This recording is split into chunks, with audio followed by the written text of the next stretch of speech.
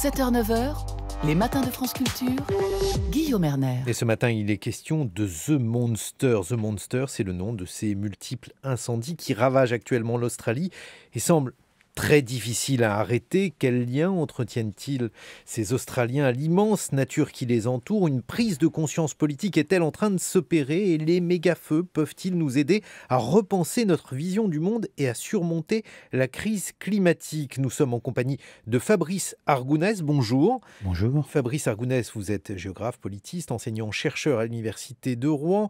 Au téléphone, nous sommes en compagnie de Charlotte Epstein. Bonjour.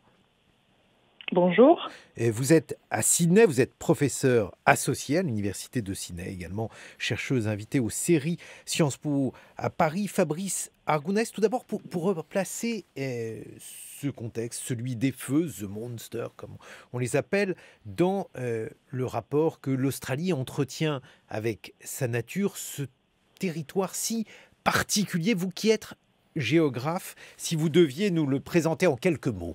Alors en quelques mots, c'est évidemment un territoire immense. C'est un des premiers pays pour la superficie. C'est plus de 7 millions de kilomètres carrés, c'est-à-dire à comparer toujours pareil à nos 550 000 kilomètres carrés de la France métropolitaine.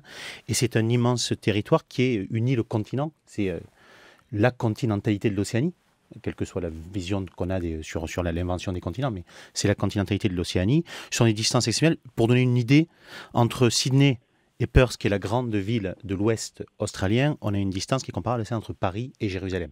Donc évidemment, c'est cette dimension continentale qui est extrêmement forte.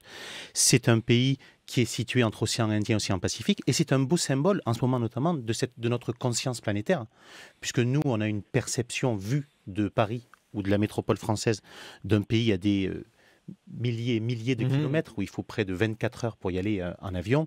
Et évidemment, on a également, malgré tout, cette dimension d'une proximité, une proximité symbolique, iconique, Oui. à la fois de la connaissance de l'Australie par le grand public. C'est l'exemple typique de l'Opéra de Sydney, qui est une des constructions architecturales majeures qu'on voit toujours dans les films catastrophes. Vous savez, quand on détruit la planète, il y a toujours l'Opéra de Sydney, ou d'une faune. Ça ressemble à quoi, l'Opéra de Sydney? L'Opéra de Sydney, c'est ces grandes vagues blanches, vous savez, qui sont tournées vers la baie de Sydney, et une des grandes œuvres architecturales du XXe siècle. Mais c'est pareil pour la faune. Les kangourous, les koalas, on en parle beaucoup en ce moment, sont iconiques, à la fois symboles de l'Australie, et font partie, comme l'ours blanc en milieu polaire, comme l'éléphant ou le rhinocéros dans certains coins d'Afrique, de cette faune symbolique des changements climatiques et de ce qu'on a fait, et de la nature affectée, évidemment. Et oui, parce qu'on entend du coup des choses difficiles à imaginer. J'ai entendu par exemple qu'il y avait eu l'équivalent de la superficie de l'Indiana, et l'État américain ravagé par les flammes, ce qui paraît très difficile effectivement à réaliser. Charlotte Epstein, vous êtes à Sydney actuellement, c'est ça? Tout à fait, au milieu de la catastrophe. Justement, comment ça se passe très concrètement quand vous sortez dans la rue? Qu'est-ce qu'il y a de changé à Sydney à la suite donc de ces incendies? Oui, alors sachant que je suis donc en pleine ville, et donc en pleine ville, c'est là où on risque moins, uniquement pour une fois. Mais que, sachant aussi que les feux durent quand même depuis septembre, et que depuis 13 ans que je vis ici, si vous voulez, on fait, quand on vit à Sydney, de temps en temps, il y a ce qui s'appelle des control burns, qui font partie de la gestion par le feu d'une pratique très très ancienne, d'ailleurs utilisée par les aborigènes. Et donc les control burns sont justement censés empêcher ce genre de situation. Et je me souviens d'être sortie une première fois, donc en septembre, de chez moi, en me disant tiens, ça sent brûler, ça doit être un control burn. Le problème, c'est que si vous voulez, à partir du début décembre, là, c'était plus des control burns, c'est-à-dire qu'on regardait par la fenêtre et on voyait carrément un écran de fumée. Je vous dis pas des blagues. On sortait dans la rue, on avait l'impression de littéralement rentrer dans un feu de camp, et on en est à être devenu complètement obsédé des qualités de l'air et à vivre les fenêtres fermées. Les fenêtres fermées. Ah oui. Voilà. Effectivement. Oui. Et ces feux aujourd'hui, ils sont à combien de kilomètres de Sydney, Charlotte Epstein? Alors, ils sont relativement loin, mais c'est là où en plus des caractéristiques qu'on vient d'évoquer, il y a aussi des grands vents, si vous voulez. Donc les feux sont probablement, d'ailleurs pas si loin que ça d'ailleurs, parce que dans la banlieue de Sydney avait été quasiment affectée la semaine dernière. Sinon c'est peut-être à 50 ou 100 km d'ici. Mais très vite, les vents vous les amènent vers la ville. Et surtout, moi je crois que ce qui effectivement représente un tournant, c'est que c'est la première fois que les habitants de la plus grande ville ressentent ça comme une vraie menace, alors qu'on est dans la partie la plus sûre, c'est-à-dire en ville. Fabrice Argoudès, donc on voit qu'on a affaire à un phénomène tout à fait inédit. Et vous qui êtes géographe, comment peut-on l'interpréter? Est-ce que là, on a affaire à quelque chose de différent de ces feux qui sont des feux traditionnels, puisque les feux de forêt, c'est un événement qui peut être naturel, alors là, qui est renforcé dans les circonstances que l'on connaît. Comment l'interprétez-vous? Alors, c'est exactement ce qu'on vient d'évoquer avec l'exemple de Sydney. C'est-à-dire concrètement, il y a des éléments historiques qui font que l'Australie a connu au 19e au 20e siècle énormément d'événements, 1851 ou plus récemment 1983 ou 2009, des grands incendies qui ont touché des parts du territoire.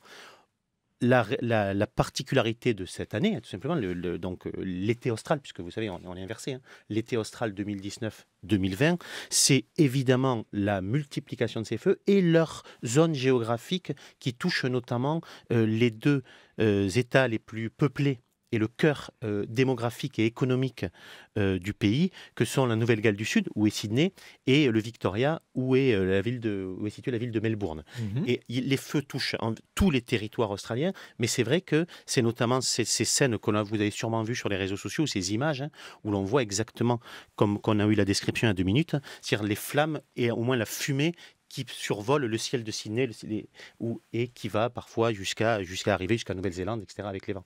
Et donc, c'est plusieurs facteurs. C'est une sécheresse exceptionnelle. Ce sont des vents extrêmement violents à des dizaines de kilomètres heure.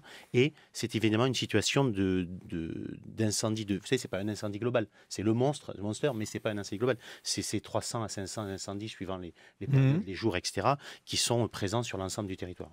Et alors, Charlotte Epstein, tout cela intervient dans un contexte politique particulier. Le Premier ministre australien est un homme que l'on pourrait qualifier de climato-sceptique. En tout cas, c'est quelqu'un qui a laissé l'Australie avoir un rapport extrêmement étroit au charbon. Scott Morrison est aujourd'hui critiqué pour sa gestion de la crise. Comment est-il perçu? Qu'est-ce qu'il a fait et qu'est-ce qu'il aurait pu faire selon les Australiens? Alors, il aurait d'abord pu commencer par ne pas partir en catimini en vacances à Hawaï, comme vous savez. Donc ça, c'était déjà pas un bon début, si vous voulez. Ça commençait pas bien, alors que le nombre de morts, carrément, pas simplement de maisons détruites, mais de morts, augmentait. Donc ça, déjà, c'est pas bon pour un leader. Mais surtout, effectivement, le contexte plus global, c'est que c'est un homme qui a été réélu récemment, en fait. Et ça, c'était par surprise. Hein. Lui, il appelle ça l'élection miracle, sa réélection, parce qu'il n'était pas censé être réélu.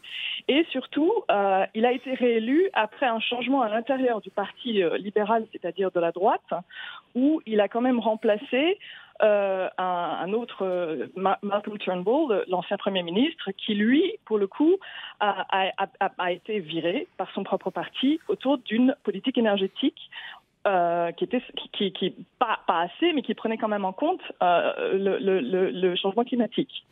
Donc, c'est vous dire que toute son assise politique, elle est effectivement construite sur le déni total du lien de l'existence même du changement climatique, sachant que, comme vous le savez, pendant ce temps-là, c'est-à-dire que pendant qu'il y avait les feux, l'Australie a été quand même un des pays les plus obfuscateurs à Madrid, en ayant empêché un accord qui allait beaucoup plus loin, qui aurait dû aller beaucoup plus loin. L'Australie faisait ça, s'est comporté comme ça sur la scène internationale, pendant que les feux se déroulaient chez eux. Mais alors, est-ce que là, il a entamé une sorte d'autocritique? Oui, alors bonne question. Ce qui est sûr, c'est que en fait, il a été très très rattrapé par les événements, donc il est revenu un peu la queue entre les jambes de Hawaï. Et pour la première fois, les journaux australiens disent qu'il a perdu sa touche de Midas et qu'il a surtout perdu son contact avec les Australiens. Et ça, il y a eu un moment très symbolique pour ça, où il a commencé à essayer d'aller rendre visite aux gens sur place qui perdaient la maison. Et quand il a une jeune femme enceinte, il lui a tendu la main pour qu'elle lui serre. Elle a pas voulu. Il lui a attrapé la main malgré elle. Et surtout, un des firefighters,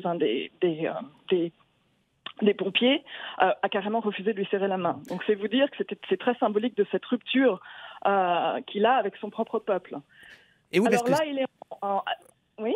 ce qui est très étrange, c'est que on se dit que ce pays continent a à sa tête un homme qui apparemment n'a pas fait de l'écologie son cheval de bataille, ce qui veut dire que l'écologie, ça n'était pas jusqu'ici très important en Australie. Non seulement c'était pas très important, mais ils ont commencé par sortir toutes les vieilles stratégies caduques du Parti libéral. Ils ont commencé par carrément accuser les écolos, comme ils disent. Hein. C'est la faute aux écolos. Ah oui. Une chose assez... ce qui est quand même intéressant dans la mesure où les Verts sont au pouvoir nulle part en Australie. Mmh. Donc je ne sais pas comment ça pourrait être leur faute. Mais donc c'est sûr que je vous raconte ça pour vous expliquer à quel point son positionnement a été extrême.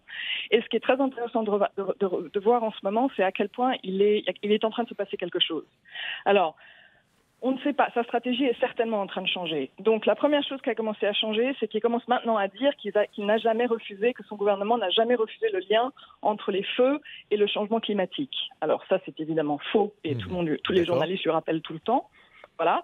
Mais au moins, il commence à dire qu'il ne l'a jamais, si vous voulez, c'est-à-dire qu'il fait semblant de ne pas avoir changé sa ligne, mais en fait, il change son positionnement, en tout cas dans le langage, si vous voyez ce que je veux dire. Oui, je vois bien Fabrice Argounès, une réaction. Oui, mais c'est exactement l'enjeu principal. C'est à la fois l'aspect iconique, je vais réutiliser le terme, du Premier ministre, qui a tous les marqueurs de la droite australienne symbolique, puisque avant les enjeux environnementaux, il avait été notamment en 2013 au retour de la coalition. La coalition, c'est les libéraux et les nationaux, qui sont la droite australienne traditionnelle, et qui avait été le ministre chargé de l'immigration, qui avait fait les lois les plus... l'opération de protection des frontières, les lois les plus dures vis-à-vis des réfugiés. Et en 2016, à nouveau, c'était le principal ministre contre la loi pour légalisant le mariage pour tous, le mariage pour les homosexuels, et évidemment, alors que c'était la coalition de droite qui l'avait mis en place, hein, mais lui c'était le ministre à l'intérieur de la coalition qui était un des plus virulents. On l'a déjà dit, mais il est évangéliste pentecôtiste, hein, et je le dis parce que lui-même le présente, hein, et le met en valeur régulièrement. Et deuxième enjeu, c'est évidemment le rapport à l'environnement et le rapport à la causalité, puisque évidemment les feux ne viennent pas des mines de charbon, mais c'est la question des enjeux globaux des changements climatiques qui pose la question de la place de l'Australie et du rôle de l'Australie dans ces changements globaux, et notamment un élément très important, c'est le rôle des matières premières dans leur économie. Ça fait partie de leur histoire longue, hein, et donc il y a un rapprochement à faire et qui a souvent été nié par le Parti libéral et notamment par Scott Morrison sur le lien entre les activités humaines, notamment les activités extrêmement polluantes australiennes. L'Australie, pour donner une idée, en empreinte climatique par habitant, c'est parmi les 3 premiers au monde, avec par exemple l'Arabie Saoudite ou avec les Émirats Arabes Unis. Donc c'est une empreinte extrêmement Comment forte. explique-t-on cela ? Alors, tout simplement parce que le cœur de l'économie australienne, ce sont les exportations. Ça, c'est un aspect historique très ancien. Le pays, vous savez, colonie britannique de peuplement à partir de la fin du XVIIIe siècle, qui s'est développé à travers le lien impérial avec d'être un pourvoyeur de matières premières, d'abord agricoles, pour le Royaume-Uni. C'est-à-dire dans les années 30, les Britanniques prenaient leur petit déjeuner avec du miel australien, des œufs australiens déjà à l'époque, du blé australien, etc. sur leur toast. Et jusqu'aux années 50, 80% de l'exportation, qui est un élément très important de leur développement, ce sont des denrées agricoles. Depuis, il y a eu une évolution. Ce n'est plus l'Angleterre qui est son principal partenaire commercial. C'est devenu le Japon, puis aujourd'hui la Chine. Et l'Australie a une croissance exceptionnelle depuis une trentaine d'années qui repose essentiellement sur l'exportation. Mais je vais vous donner les 5 premiers produits d'exportation australiens. C'est très simple, hein. C'est le charbon, le fer, le gaz, l'or et l'aluminium. Il n'y a pas plus symbolique de cet exemple de pays exportateurs de matières premières. Donc, Charlotte Epstein, on se demande finalement s'il est possible pour l'Australie de modifier les choses sans changer complètement le mode de vie australien aujourd'hui. Oui, c'est une très bonne question. Mais je voudrais commencer par ajouter deux petits faits à ce qui vient d'être dit, à savoir que effectivement l'empreinte de l'Australie, c'est le 13e pollueur au monde, avec seulement 25 millions de personnes, et c'est surtout le premier émetteur de gaz à effet de serre des pays de l'OCDE. Sachant que l'Arabie Saoudite ne fait pas partie des pays de l'OCDE. Et donc c'est le premier, vous voyez ça, premier avant les États-Unis maintenant, ça a dépassé les États-Unis, le premier émetteur et le plus affecté. Donc c'est là où je pense aussi que l'Australie pourrait prendre vraiment une fonction totalement symbolique dans cette évolution-là. Et donc pour vous répondre à votre question, si vous voulez, c'est là où il y a vraiment des facteurs qui deviennent intéressants parce que en même temps, la division entre, on va dire, la ville et la campagne commence à jouer vraiment son rôle. C'est-à-dire que effectivement, la politique a été tournée vers l'industrie minière, surtout l'industrie minière. Mais l'industrie minière, elle est au nord, elle est loin des yeux. Ce qui s'y passe, on voit pas trop ce qui s'y passe. Et là, si vous voulez, c'est quand même, comme l'a été dit, les parties les plus peuplées qui sont affectées. Et de là commence à être formulée une demande de vrai changement. Et puis il y a un autre facteur aussi qui a à voir avec, pour le coup, les ressources premières, c'est qu'il commence à y avoir aussi une scission entre les miniers et, pour le coup, les agriculteurs, les fermiers, qui est aussi une des grandes ressources premières de l'Australie. Parce que les fermiers ont bien compris, je veux dire, cette sécheresse, et maintenant carrément les animaux, je veux dire, des scènes de destruction totale des vaches, des moutons qu'on retrouve morts sur les fermes. Et donc, si vous voulez, les fermiers ont bien compris qu'ils sont les premiers concernés par le changement climatique. Et donc, même à l'intérieur du secteur primaire, si vous voulez, c'est plus du tout unanime. C'est pour ça que moi, je pense que là, pour le coup, moi qui suis pas une optimiste, je pense que ça devient intéressant en ce moment.